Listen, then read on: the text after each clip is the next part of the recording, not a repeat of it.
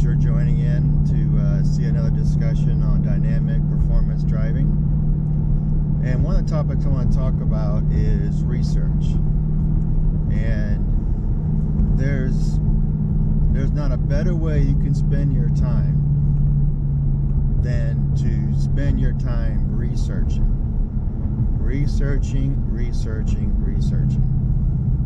That means you have to go and read, folks. You have to go out there and you have to go and see things for yourself. It's one thing to ask someone, maybe a friend that you know, family member that's involved in racing, what have you, or maybe even call up an organization and ask their opinion about this or that.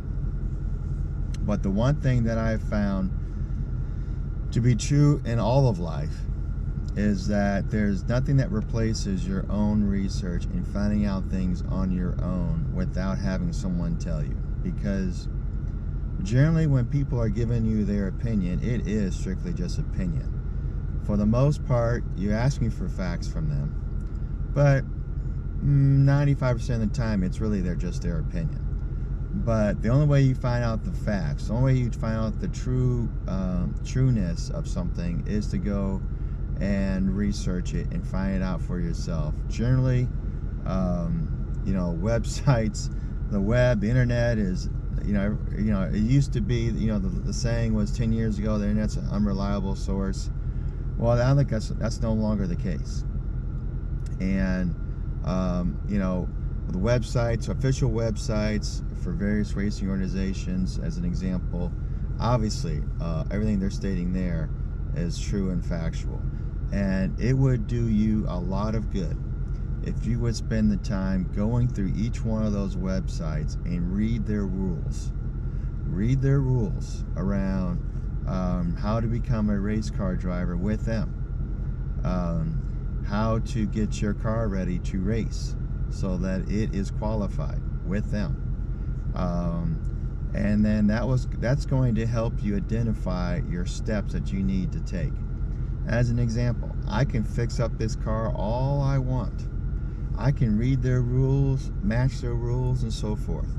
But if I personally haven't followed their rules as far as making sure the car is safe, making sure that I had the right safety equipment on my body, and gotten the racing license appropriately through the approved racing schools that they have through their website, then I don't get to race.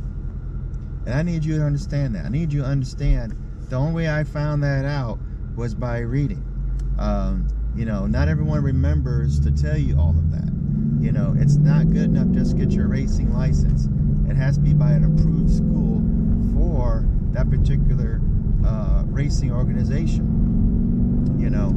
You would assume, as an example, that if I went to Ford Performance Racing School in Utah, that would qualify as me getting my racing license for SCCA. Does that make sense? I mean, it makes sense to me. You're allowed to race Ford Mustangs. It's obviously a great, it's a Ford Performance, track. Ford Performance runs the racing school. But you know what? If you went there and you took those classes and you thought, man, after a 2-day session there, I should be okay to race the SCCA, you'd be wrong. You'd be dead wrong. And so don't assume that you do certain things that if I get them halfway done, it's gonna be okay. They'll accept me. No, they won't. And so you need to follow these rules exactly to the letter. One of the other things that I found in researching is that everything that says that they're SCCA certified, most of them are not. Because number one, SCCA doesn't certify any product. They don't certify any product. So if someone says that their product qualifies for SCCA, you can throw that out the window.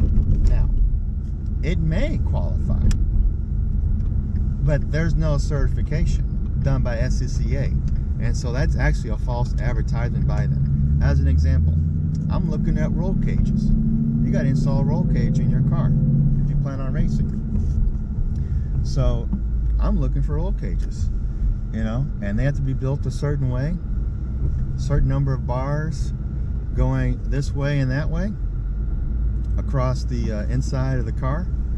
And it said that it was an SCCA certified roll cage.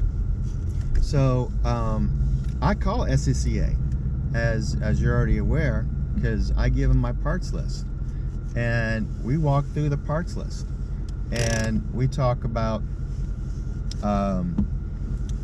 these certain parts I have on there in this particular roll cage. And they said, well, number one, we don't certify any parts. Number two, this is not SCCA approved, certified, because it's missing the bar that has to go either in front of the dash, above the dash, below the dash, what have you. There has to be, as far as this roll cage is concerned, it has to be a bar that connects the front leg on the left side to the front leg on the right side. And I said, wow. He says, now you can buy that roll cage and then have that other leg attached to it, that crossbar attached to it appropriately, safely. Can't be taped on it, obviously, but it can be welded on. But no, that is not an approved roll cage. And so, understand that spending time researching these things will do you a lot of good. And look at each item individually. Don't assume that because this particular, as an example of a particular vendor, this bushing that is approved and is made by this particular manufacturer, but there are other parts that connect up to that bushing are also approved by SCCA. They may not be. In fact, I've ran into that. They aren't always. And so each part has a purpose as to why SCCA will approve them or not approve them. And that's just, again, one racing organization that I'm very familiar with, because that's one I choose to race with. There are others out there that you can participate with, but it would do yourself a lot of good researching. Another example of researching, again, when I looked at, the type of car that I wanted to race, understanding the weights of those cars. Again, it's not just the equipment that comes on that car as a base model that would make you want to race them, but what size tank does it have? Do you know how many laps that you're racing in that organization? Some take to the point of actually adding a fuel cell because they want a bigger gas tank. Do you know that you need to have a bigger gas tank if you want to race a certain type of race with your organization? Do you know that answer? Well, you need to go find out. How many laps they're taking? How big a storage tank do you need to have? Are you allowed to modify your fuel tank? Things like that. Another example of research. I spend a lot of time looking at other YouTube videos. I encourage you to do the same thing. And I encourage you to subscribe to quite a few of them, because what you're going to be able to figure out, as I have, is that over time you're going to see which ones really are just giving their opinions, or really which ones are also doing and spending their time researching things and making sure that the information they're giving you is accurate, clear, and concise and follows a certain philosophy. Some people are just doing these YouTube videos just to be seen, just to create an extra income source. Others are actually doing their homework behind the scenes. Not every person out there that's trying to review a car is qualified to review a car. Trust me. Okay?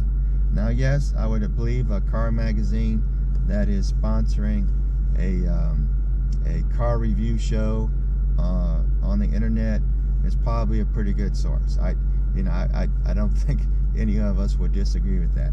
But not every car parts store who does those sort of shows, I think, have qualified people doing those shows. I don't think.